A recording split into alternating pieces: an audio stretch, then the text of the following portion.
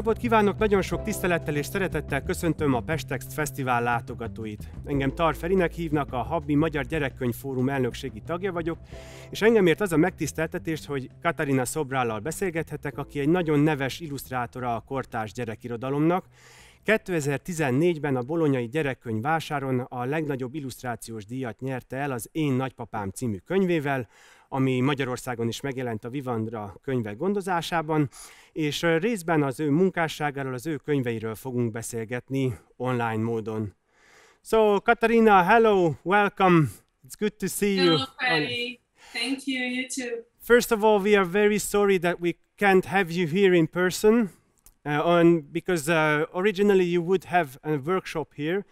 And we're also a bit sad because your third book will be published very soon at the end of September by Vivandra Books, called Impossible. So we are very excited to have it, but we haven't seen it yet. So my first question would be that could you tell us a bit about what is this book about, called Impossible? Sure. Well, thank you too. I'm also very sad I couldn't make it there, but well, pandemia teaches this. We cannot count with with things you had decided beforehand. And just apologize because sometimes the cat is walking around. I hope she's not No problem. doing much from now on. So Impossible is a book. It's my first non-fiction book. And it's a book about astrophysics. It's about the Big Bang and the history of the universe, in a nutshell, the history of the universe from the Big Bang till humans came up in Earth. And it's a book intended for children from 3-4 up, which means it's a very simple explanation, very metaphorical explanation of these events. Very metaphorical with a lot of synthesis. I don't talk about atoms, for instance. I only talk about particles. And well, it's that. It must be very difficult to talk about such a difficult topic to such small children.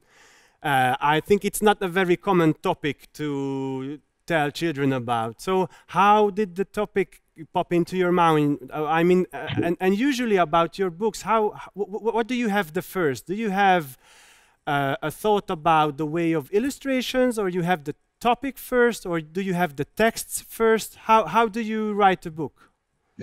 Well, it's an unusual topic, and sometimes it's not an uncommon thing. The other two books I have in Hungarian, they also a little bit odd in terms of topic. One is about time, which is an abstract concept, and the other, the book is called My Grandfather. Yeah. The other is about language and word classes. In Hungarian, yes. I don't think that books intended for children have to be about simple subjects. We just have to make them attractive to kids, or make them very synthetical in a way that also can be understood and enjoyable by the kids or young audiences. So usually theme is the first thing that I'm keen to talk about. Whether I transform it in a text or an illustration before, it doesn't really, well, I usually write text before, but it's also sometimes that I want to draw something, or the theme is something that then has to be transformed into a text to be easier to break it down in spreads and start to see it visually too. Because it's very exciting, because for example in I think this was probably the first book that was published in Hungarian, I think, and it was very interesting to see in this book that there are two storylines, but the text is only about the grandfather, and the pictures are telling the other story about Dr. Sebastian. And it was really interesting to see that it's only pictures that are telling the story.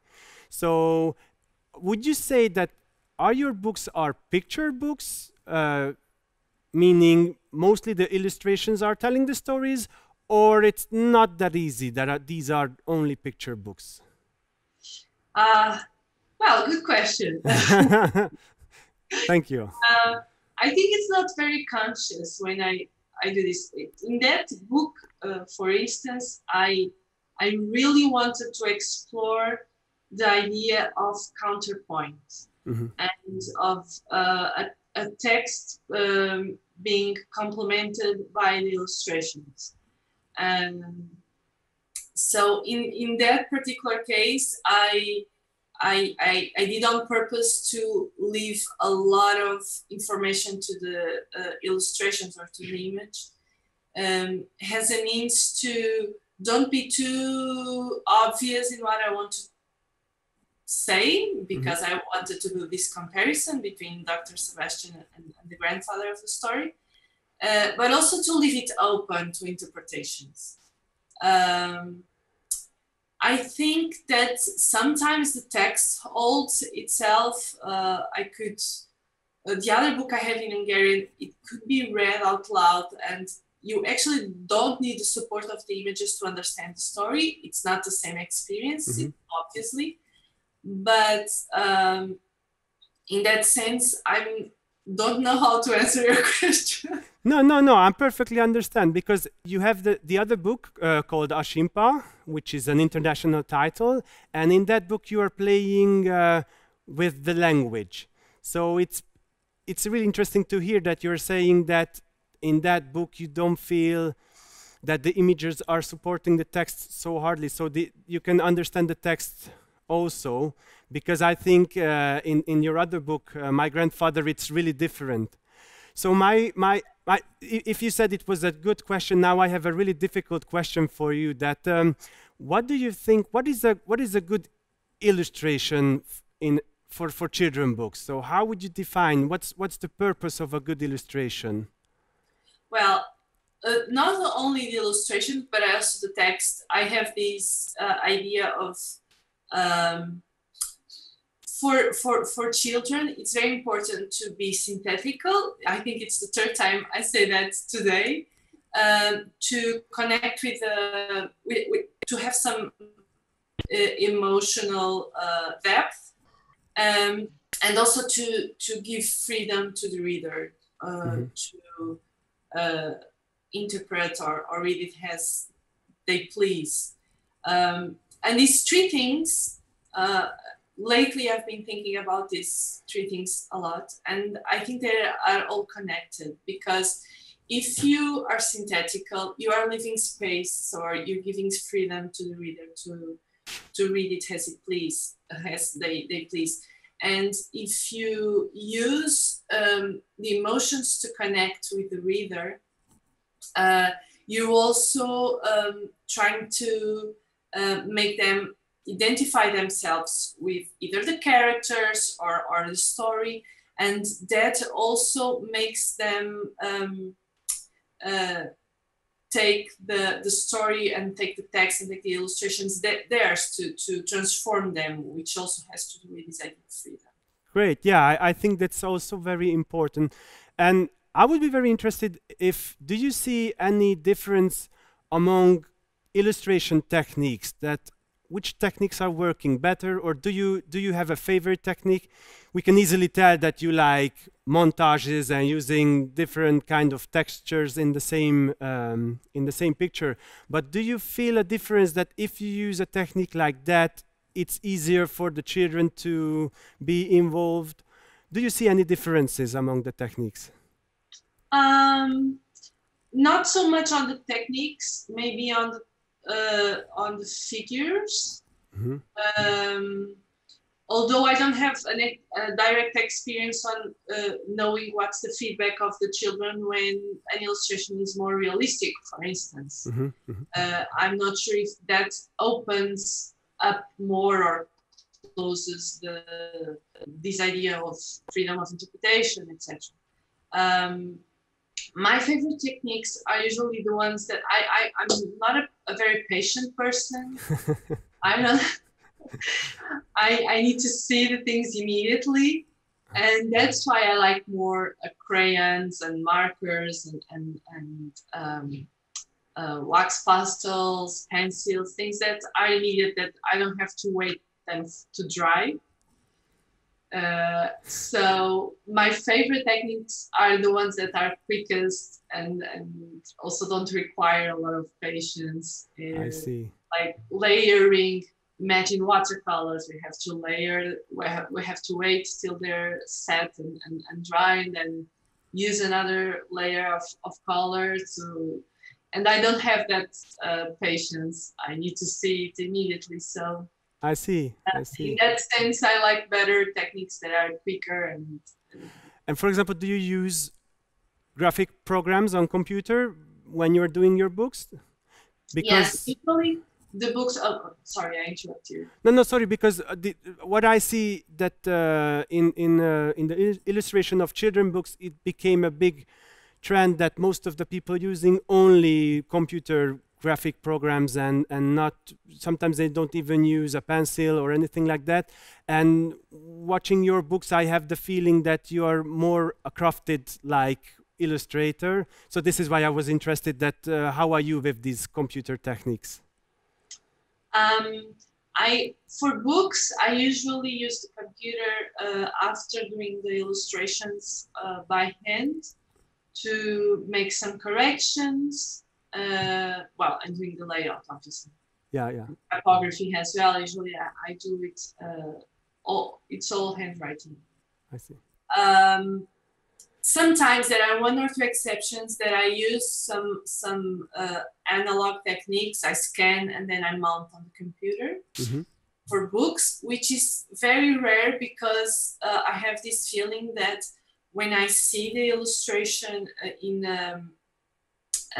the scale of the book, I could more easily understand if it needs more detail or less detail. So it's not so common that I use the computer in the process of doing the illustration, more like in post-production. Yeah. Because I like to see the illustration in its real scale. When you have a big book, you're gonna hold it a little bit further than a small book, and that gives you, at least for me, I like to sense the amount of detail it needs if you're seeing more closely or more further. I see. And I'm also very interested about that how are picture books in Portugal? Because, for example, here in Hungary, it's really difficult to sell picture books or books that are having mostly illustrations than texts, because in Hungary people say, oh, these are only pictures, we don't want to watch pictures, we would like to read stories. How is it in Portugal? Do you feel anything like that? It's changing. I would say that that is still a mindset for imagine kids after start couple of years knowing how to read. Or teens. Usually teens, it's like if it's a picture book, it's a kid's thing. So teens don't need to see picture books anymore. Yeah. But I also see that the market of publishing, independent publishing of picture books and books that have more image than text, it's growing, and in that sense, I think it's also changing that mindset, and people are seeing that it's important also to have visual literacy, so not just text. Yeah. It's good to hear. Probably then you're doing better than us at the moment, because. But and do you see any other trends, fashions in Portugal children books literature? Well, maybe in illustration wise, I see there is like a school. A lot of bidimensional images with flat colors and a little bit of patina or noise or texture in the illustrations, irregular geometries, some colors in that overlap. There is a trend lately, or in the last 6 years in Portugal, I think, not so descriptive and more about general and essential themes, and then you use a device to tell the story, but it tells like I used with the grandfather book. Yeah, I'm talking about time, but I use the device of this relationship between the grandfather and the son, and there's this other neighbor. I see. So I think that's happening more here. How often do you work as only an illustrator but not as an author? So how often do you have a rent by publishing houses to do your job? I usually work only as an illustrator for other commissions, like doing posters or magazine illustrations, things for illustrations for events or other things like that. For books, it's much more rare. Like the last books I did, I think one quarter, less than 1/4 of books I worked only as an illustrator. So I have 13 books and 3 of them I didn't write. So. And how free can you be when you're doing somebody else's story and text? So are you free to do anything, or is it more difficult for you to have a job like that? How do you feel? Usually, well, it depends, but it's less free, I think, because there's the author, there's the publisher, and when I do things that books that are where I have the full authorship, I can, if I want, I can even change the text in favor of the illustration if I want to draw something. Yeah. Clear. So that gives me a little bit more of elasticity to change and to do what I want in the illustration. As far as I know, you're not just working as an illustrator, but for example, there was a stage play made out of Impossible, and you were the art director of that play. And you're also doing animation films. So how different is that when you're taking your own illustrations to another level? Well, in case of animation films and plays and shows, there's these very important characteristic that I have to think about, which is the movement. More in terms of animation film, because of course it's very important to have a good composition for each shoot, but the characters and the environment and the background are always moving, so it's more important to have the quality of the movement that I want to than a perfect illustration or a perfect composition, because it's always changing. In a stage play, I have to think about how well. I only did one, and about the Impossible book, and I used the technique that implied that some objects, physical objects, which were made of transparent colored papers, entered on the projection and had to leave. Sometimes I manipulated them and they were moving, but the movement that was more important in that case was how they entered and how they left the projection or the scenery of the play.